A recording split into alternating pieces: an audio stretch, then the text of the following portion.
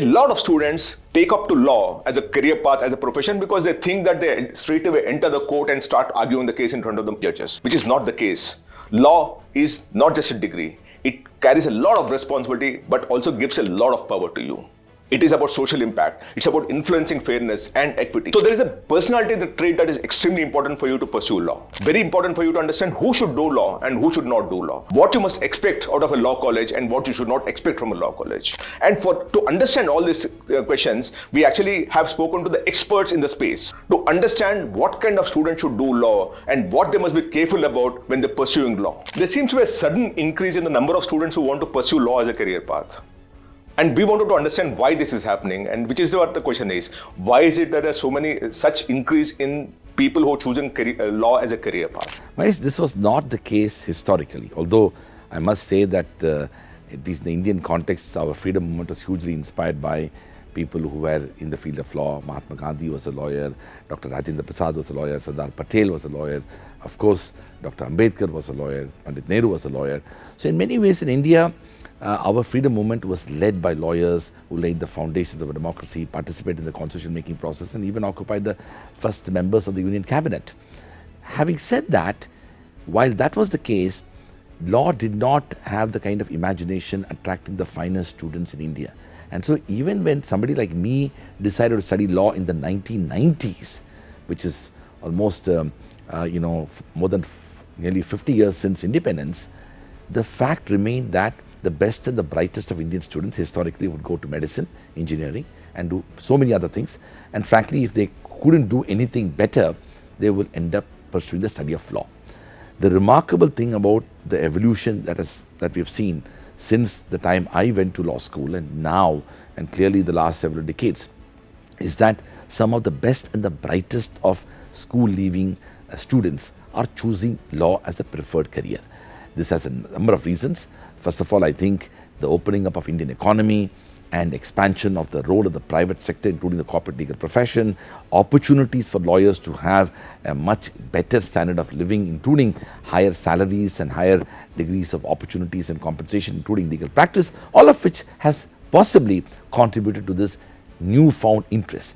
It has, of course, gone far further than what we even envisage. I mean, today we have 1,700 law schools and more than 25,000 law students, studying in our law schools.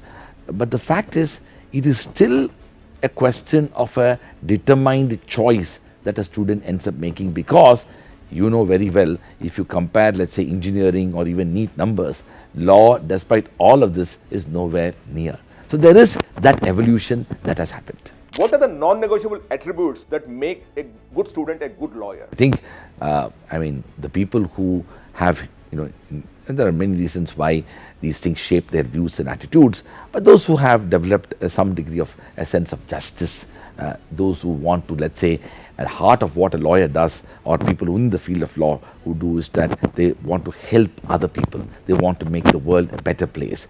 They were deeply invested in the idea of fighting discrimination, fighting injustices, different forms and manifestations. But the heart of why, let's say, a person ends up studying law. And by the way, it's not confined to being a litigator or a general counsel or even a corporate lawyer. Regardless of whichever part of law you choose, you ought to believe in that sense of justice or your ability to use your legal knowledge to ensure fairness in whatever you do. Those people who have that aspiration tend to do well. Secondly, I think law expects you to develop an analytical mind. Your ability to think about issues and reflect about them is a good skill set to have, and those people who have developed that early on tend to do much better. The third aspect is that if you have an ability to think critically and develop a critical mind, where in many ways whatever is told to you or whatever you are informed, be it through a newspaper or an article or by somebody teaching you or telling you, if you are prepared to challenge that perspective, if you are not prepared to accept views that are given to you on the face of it, but are ready to argue about it, you tend to do better, because that comes with the legal terrain.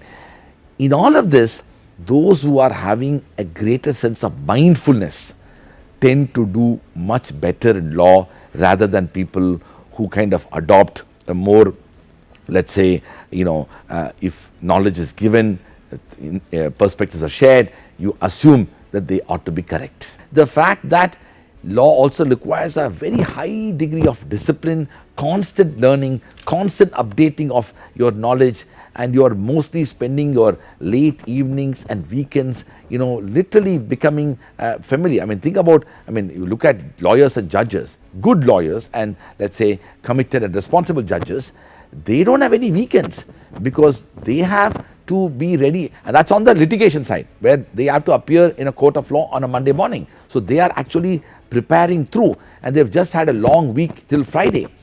In the corporate side, they don't mostly have weekends or sometimes even late nights too. So basically, law in any form is a demanding profession.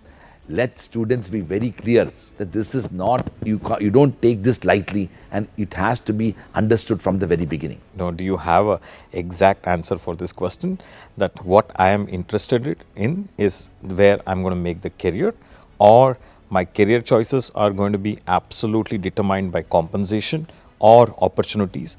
Let me make it very clear.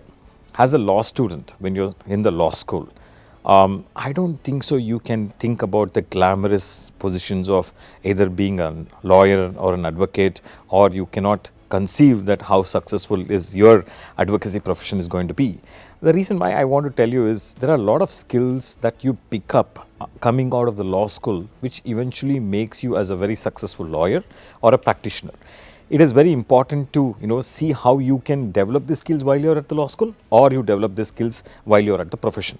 The successful lawyers are the ones who tend to develop these skills very early, getting into the law school, and therefore when they go into the practice, they have an impactful practice.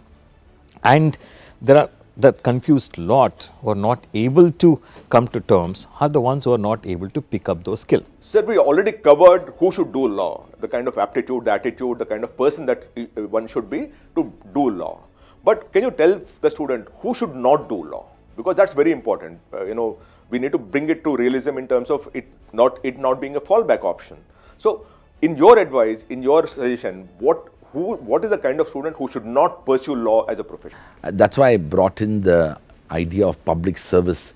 In some ways, I tell the young people who I talk around the country, I've given now more than 15,000 talks across India, and I talk to young people across India.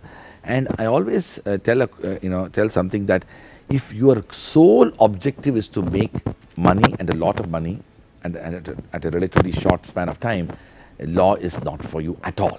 You may be making money in law, but if that is your objective, you should undoubtedly enter into investment banking, consulting, venture capital, become a sort of CEO and enter into those manufacturing services sector.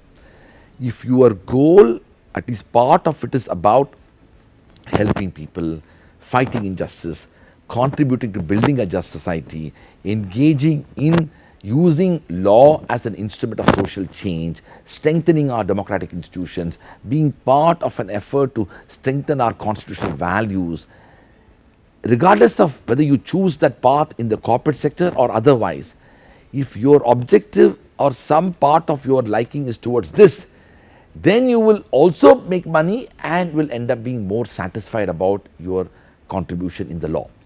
In a way, it will be a huge mistake for people to glamorize the legal profession on account of what they end up seeing in television and in movies.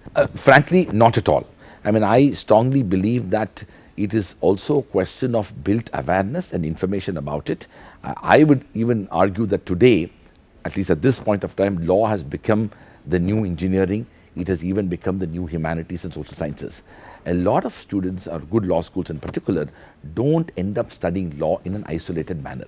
Let's say, unlike United States, where law is a postgraduate degree course where you enter into a law school after having studied 4 years of undergraduate program, we have historically adopted the British system where one can study law just after high school, or people like me who ended up studying law after having done an undergraduate degree. Both options are there in our country.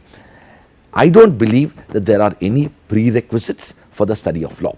But more than the prerequisites, there is definitely a question of a mindset that you ought to have, because you shouldn't be coming into the study of law with this perceived imagery surrounding the profession or the law itself, because then you will end up studying law, but you may end up being far more disappointed both in the study of law, but definitely as you enter the legal profession. As you heard from my experts, it's very, very important for you to know who should do law and who should not do law. As I keep saying, law comes with a lot of responsibility and power. It's not just a degree. And if you are not for social impact, if you're not for influence, if you're not influencing fairness and equity in the society, law is not meant for you. It's not a glorified career. It's not about to earn how much money. Of course, you will earn a lot of money once you raise up the ladder. But it has very delayed gratification. And that is very important for you to understand. We'll keep doing this series of many questions that students must understand before they pursue law as a career path and as a profession.